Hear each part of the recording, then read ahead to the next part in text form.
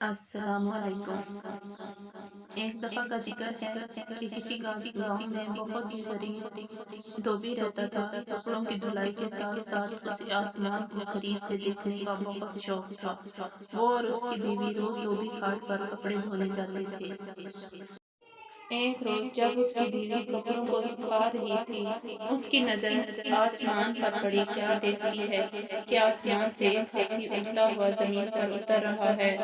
جیسے ہی وہ زمین پر اترا تو وہ غائب ہو گیا۔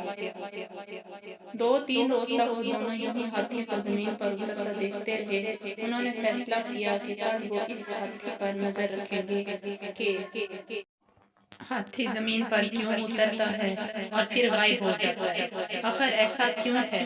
اگلے دن دونوں شدت سے اس ہاتھی کا انتظار کرنے لگے، آسمان پر بار بار نظریں دوڑانے لگے۔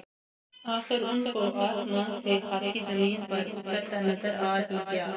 دونوں اس کے پیچھے چل پڑے۔ ہاتھی گنے کے کھیتوں میں گھس گیا اور خوب پیٹ بھر کر گنے کھانے لگا۔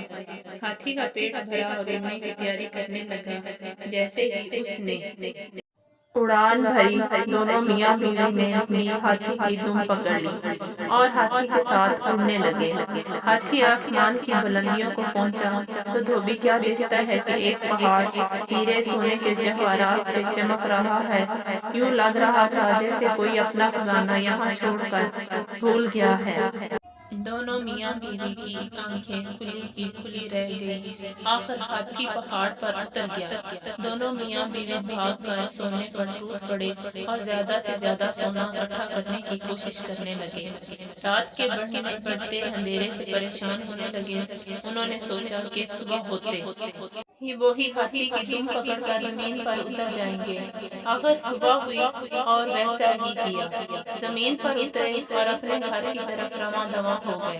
ایک غریب دھوبی جو روز بروز امیر ہوتا جا رہا تھا، اس کو دیکھ کر سارا گاؤں حیران و پریشان ہو گیا۔ اچانک ایسا کیا ہوا کہ دھوبی اتنا امیر ہو گیا ہے؟ گاؤں کے لوگ دھوبی کے پاس آئے اور اس کے یوں اچانک امیر ہونے کا راز پوچھنے لگے۔ دھوبی ان کو کچھ نہ بتاتا۔ ایک دن دھوبی کسی کام سے شہر سے باہر نکل گیا۔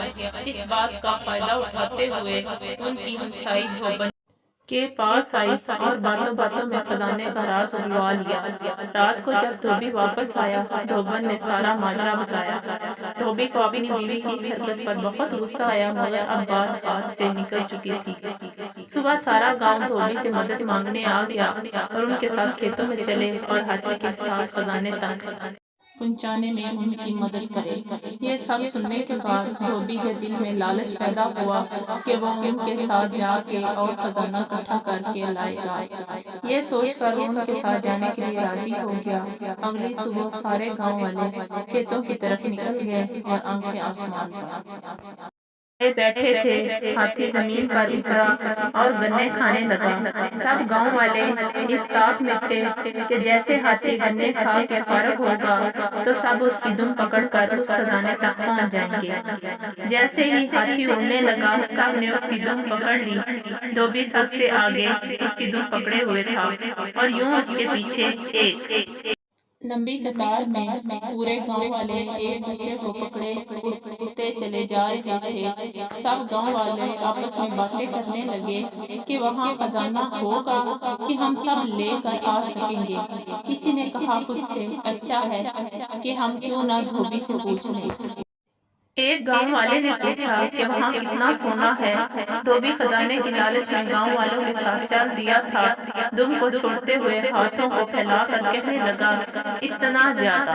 یہ کہنے کی دیر تھی کہ سب کے سب زمین پر گر پڑے اور ہاتھی مزے سے آسمان میں اپنی اڑان بھرنے لگا اور گاؤں والوں کو ان کی لالچ کی سزا مل گئی۔